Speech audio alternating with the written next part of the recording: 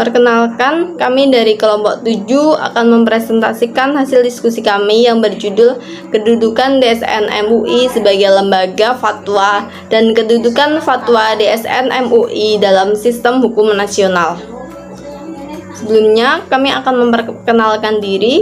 Nama saya sendiri Sepsi Arfiana, dan teman-teman saya ada Winda Nurrohmah, Winda Lestari, Dini Novi Muryani, dan Fitroh Zulfiana. Pengertian fatwa. Fatwa menurut bahasa berarti jawaban dari suatu kejadian atau peristiwa yang merupakan bentukan sebagaimana dikatakan oleh Sumaksori dari kata al-fatah atau pemuda dalam usianya, dan sebagai kata kiasan atau metafora atau isti'arah menurut Amir Sarifuddin. Ilfta berasal dari kata afta yang artinya memberikan penjelasan. Menurut Kamus Lisan Bahasa Arab, fatwa berarti menjelaskan. Fatwa adalah sebuah istilah mengenai pendapat, tafsiran pada suatu masalah yang berkaitan dengan hukum Islam. Fatwa sendiri dalam bahasa Arab artinya adalah nasihat, petuah, jawaban, atau pendapat. Adapun yang dimaksud adalah sebuah keputusan atau nasihat resmi yang diambil oleh sebuah lembaga atau perorangan yang diakui otoritasnya dan disampaikan oleh seorang mufti atau ulama sebagai tanggapan atau jawaban terhadap pertanyaan yang diajukan oleh peminta fatwa atau mufti yang tidak mempunyai keterikatan. Dengan demikian, peminta fatwa tidak harus mengikuti isi atau hukum fatwa yang diberikan kepadanya. Pengertian fatwa menurut syara' ialah menerangkan hukum syara' dalam suatu persoalan menjadi sebuah jawaban dari suatu pertanyaan, baik si penanya itu jelas identitasnya maupun tidak, serta berbentuk perseroan atau kolektif. Sedangkan dalam Kamus Bahasa Indonesia mengartikan fatwa sebagai jawaban atau keputusan dan pendapat yang diberikan oleh mufti tentang suatu masalah. Fatwa juga bermakna nasihat orang lain, pelajar baik, petuah, sehingga dapat disimpulkan fatwa adalah hasil ijtihad seorang mufti terhadap peristiwa hukum yang diajukan kepadanya. Fatwa itu sendiri lebih khusus daripada fikih atau ijtihad secara umum, karena fatwa yang dikeluarkan sudah dirumuskan dalam fikih, hanya belum dipahami oleh peminta fatwa.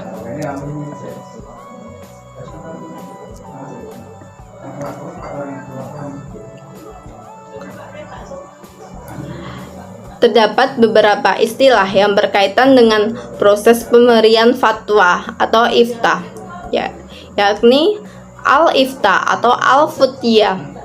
Artinya, kegiatan menerangkan hukum syara' atau fatwa sebagai jawaban atas pertanyaan yang diajukan. Mustafti artinya individu atau kelompok yang mengajukan pertanyaan atau meminta fatwa. Mufti artinya orang yang memberikan jawaban atas pertanyaan tersebut atau orang yang memberikan fikih, artinya masalah peristiwa, kasus atau kejadian yang ditanyakan status hukumnya. Fatwa artinya jawaban hukum atas masalah peristiwa, kasus atau kejadian yang ditanyakan. Kelima hal tersebut merupakan satu kesatuan yang tidak dipisahkan dalam proses penerapan fatwa.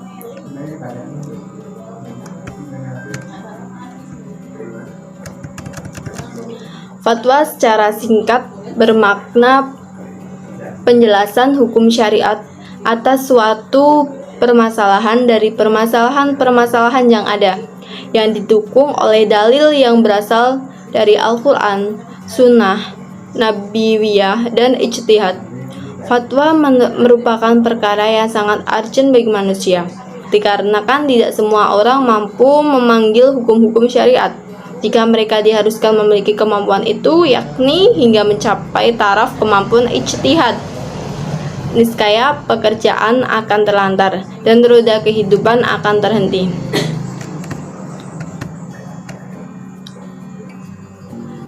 Selanjutnya ada 5 istilah yang berkaitan dengan proses pemberian fatwa. Yang pertama, al-ifta atau al-futyah, artinya kegiatan menerangkan hukum syara' fatwa sebagai jawaban atas pertanyaan yang diajukan.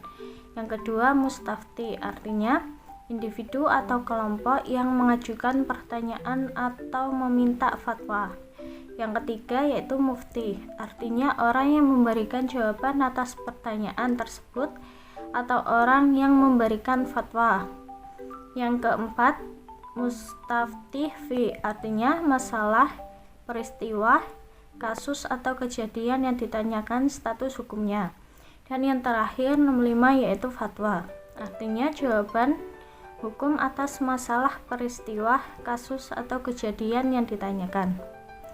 Dalam hal tersebut adalah kesatuan yang tidak dapat dipisahkan sebagai proses penetapan fatwa. Fatwa juga tidak dapat dilaksanakan oleh sembarang orang, sebab fatwa yang dikeluarkan oleh pihak atau orang yang tidak memenuhi kriteria atau syarat tidak dapat dijadikan pegangan, karena fatwa tersebut dikeluarkan tanpa melalui prosedur yang diisyaratkan. Yang selanjutnya yaitu B. Landasan hukum TSN MUI sebagai lembaga fatwa. Fatwa TSN MUI secara substansi kacamata Majelis Ulama Indonesia mengikat bagi umat Islam. Namun dalam kacamata hukum positif bukan merupakan salah satu hierarki peraturan perundang-undangan, sehingga kedudukannya di mata konfigurasi hukum positif bersifat relatif. Artinya kedudukan fatwa TSN MUI bersifat tidak mengikat, namun kedudukannya bisa mengikat apabila dilegitimasi oleh undang-undang sesuai dengan kepentingannya atau oleh aturan lain yang menjadi salah satu hierarki peraturan perundang-undangan di Indonesia. Bagi keberlangsungan sistem operasional lembaga keuangan syariah, fatwa TSN MUI menjadi salah satu prasyarat penentuan suatu produk dapat diberlakukan di LKS sesuai dengan ketentuan syariah.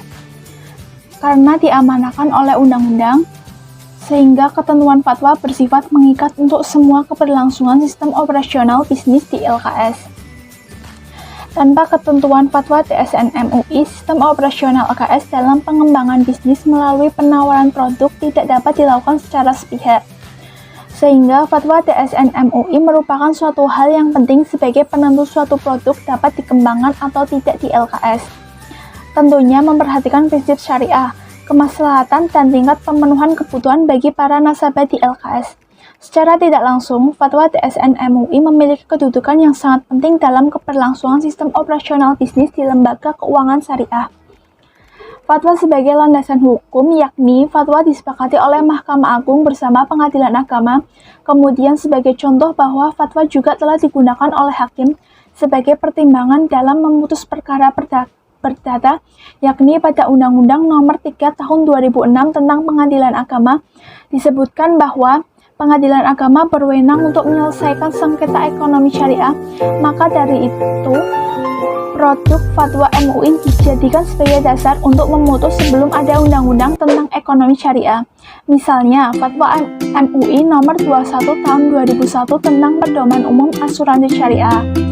Fatwa MUI Nomor 3 Tahun 2003 tentang zakat penghasilan, dan fatwa-fatwa lain tentang ekonomi yang berbasis syariah.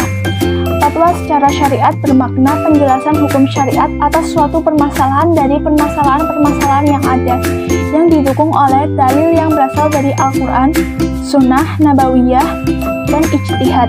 Fatwa merupakan perkara yang sangat urgent bagi manusia, dikarenakan tidak semua orang mampu menggali hukum-hukum syariat. Jika mereka diharuskan memiliki kemampuan itu, yakni hingga mencapai taraf kemampuan ijtihad, niscaya pekerjaan akan terlantar dan roda kehidupan akan terhenti. Fatwa tidak bisa dilaksanakan oleh sembarang orang.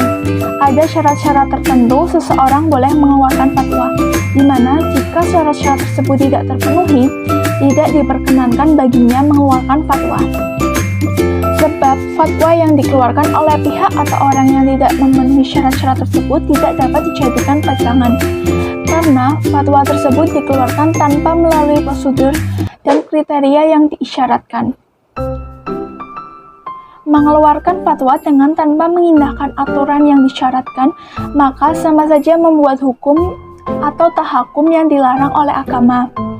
Oleh karenanya, para salaf as-saleh senantiasa berhati-hati dalam mengeluarkan fatwa. Tata cara penetapan fatwa MUI yang telah dijadikan pedoman sebagai berikut. Pasal 1, dasar-dasar fatwa. Yang pertama, Al-Quran, 2, As-Sunnah. Yang ketiga, Al-Ijma. Yang keempat, Al-Qiyas. Setiap menyatakan suatu hukum haruslah dapat menunjukkan dalilnya, baik Al-Quran maupun hadis Nabi SAW. Menyatakan hukum tanpa didasarkan pada dalil disebut tahakum atau membuat hukum. Perbuatan ini harus dihindari karena termasuk dosa besar melebihi dosa syirik, sebagaimana dapat dipahami dari firman Allah surat Al-A'raf ayat 33, yang artinya, katakanlah Tuhanku hanya mengharamkan perbuatan yang keji, baik yang nampak ataupun yang tersembunyi, dan perbuatan dosa, melanggar hak manusia tanpa alasan yang benar, mengharamkan mempersatukan Allah dengan sesuatu yang Allah tidak menurunkan hujah untuk itu, dan mengharamkan mengadang-adakan terhadap apa yang tidak kamu ketahui. Dijelaskan juga dalam surat An-Nahl ayat 116 yang artinya, dan janganlah kamu mengatakan terhadap apa yang disebut-sebut lidahmu secara dusta, ini halal dan haram untuk mengadang-adakan kebohongan terhadap Allah. Sesungguhnya orang yang mengadang-adakan kebohongan terhadap Allah tiadalah beruntung. Ayat di atas senantiasa dipegang teguh oleh Komisi Fatwa MUI pada setiap akan menetapkan dan mengeluarkan suatu fatwa. Kekhawatiran akan terancam ayat di atas dalam mengeluarkan suatu fatwa adalah dengan memperhatikan situasi dan kondisi serta sosial kultural masyarakat, sehingga fatwa itu benar-benar membawa kemaslahatan dan agar sejalan tujuan persyariatan hukum Islam maqasid al-tashri' itu al-masyalah al-ammah, kemaslahatan umum yang disepakati oleh seluruh ulama. Dengan kata lain, pedoman dasar bagi fatwa-fatwa yang dikeluarkan MUI adalah dalil-dalil hukum, yakni Al-Quran dan Sunnah, serta dalil lainnya seperti ijma. Di samping memperhatikan kemaslahatan tadi. Kedudukan fatwa DSN MUI dalam sistem hukum nasional. Majelis Ulama Indonesia atau MUI pada tahun 1999 telah membentuk Dewan Syariah Nasional atau DSN berdasarkan SK MUI nomor KIP 754/MUI/11/99 tentang pembentukan DSN. DSN adalah salah satu-satunya lembaga yang berwenang mengeluarkan fatwa terkait dengan perbankan syariah. Ada 3 hal yang penting terkait dengan fatwa, yaitu 1. Pihak-pihak yang berkepentingan terhadap fatwa seperti pemerintah, Bank Indonesia, dan sebagainya. 2. Masalah atau persoalan yang diperlukan ketetapan hukumnya, dikarenakan belum jelas hukumnya. 3. Para ulama mempunyai otoritas mengeluarkan fatwa. Dalam hal ini, Majelis Ulama Indonesia yang ada prakteknya dalam masalah ekonomi syariah. Kewenangan ini didelegasikan kepada DSN sebagai lembaga pembentukan Majelis Ulama Indonesia dalam membuat fatwa terkait dengan masalah ekonomi syariah. Fatwa tersebut digunakan sebagai penjelas atau penjabaran hukum Islam dalam memberikan pedoman dan menjawab setiap persoalan. Penjabaran tersebut diambil dari nas. Fatwa ditetapkan DSN MUI berkaitan dengan jenis-jenis kegiatan produk dari sistem operasional jasa keuangan syariah atau yang disebut dengan OJK. Fatwa itu sendiri tidak hanya mengeluarkan fatwa secara mandiri, melainkan selalu melibatkan pihak lain yang berkepentingan sebagai bank syariah, OJK, pelaku usaha, dan sebagainya. Alur penetapan fatwa yang berkaitan dengan ekonomi syariah. 1. Badan Pelaksana Harian DSN MUI menerima usulan mengenai suatu produk lembaga keuangan syariah. Pelaksana Harian DSN MUI bersama anggota BPH DSN MUI dan staf ahli selambat-lambatnya 20 hari kerja. 4. Ketua Badan Pelaksana Harian DSN MUI selanjutnya membawa hasil pembahasan ke dalam rapat pleno DSN MUI untuk mendapatkan pengesahan. 5. Memorandum yang sudah mendapat pengesahan dari rapat pleno DSN MUI ditetapkan menjadi fatwa DSN MUI. Fatwa tersebut ditandatangani oleh Ketua DSN MUI dan Sekretaris DSN MUI. DSN MUI memiliki peranan penting dalam perkembangan ekonomi syariah di Indonesia. D. Kedudukan fatwa DSN MUI sebagai hukum nasional. Pada dasarnya, kedudukan fatwa DSN MUI bersifat relatif dalam kacamata tata hukum Indonesia. Artinya, kedudukan fatwa bisa berubah apabila ditinjau dari pihak yang mengeluarkannya, yaitu DSN MUI. Sebagai otoritas lembaga hukum Islam, kedudukan fatwa bersifat mengikat dan melekat bagi umat Islam yang tunduk dan patuh kepada hukum Islam. Namun, akibat adanya sebuah kepentingan bahwa lahirnya sebuah fatwa DSN MUI dijadikan sebagai legitimasi sebuah produk di lembaga keuangan syariah. Kedudukan fatwa dalam hierarki tata hukum Indonesia bukan menjadi salah satu bagian dari peraturan perundang-undangan. Hal itu dipertegas dalam Undang-Undang Nomor 12 Tahun 2011 tentang pembentukan peraturan perundang-undangan. Secara formal legal, kedudukan fatwa sama halnya dengan kedudukan doktrin para pakar hukum atau legal opinion. Keduanya hanya sebatas menilai dan memberikan rekomendasi ketentuan dan substansi hukum. Hal itu diperkuat dengan hal lahirnya Undang-Undang Nomor 21 Tahun 2008 tentang perbankan syariah. Produk fatwa yang dihasilkan DSN MUI merupakan dasar hukum tidak tertulis bagi perbankan syariah. Walaupun ekstensi kedudukan fatwa sebagai dasar hukum tidak tertulis, kedudukan fatwa DSN MUI merupakan landasan formal yang memiliki kekuatan mengikat bagi para pelaku lembaga keuangan syariah, khususnya perbankan syariah dan umumnya lembaga non-bank syariah. Sekian dari kelompok kami, kurang lebihnya mohon maaf. Wassalamualaikum warahmatullahi wabarakatuh.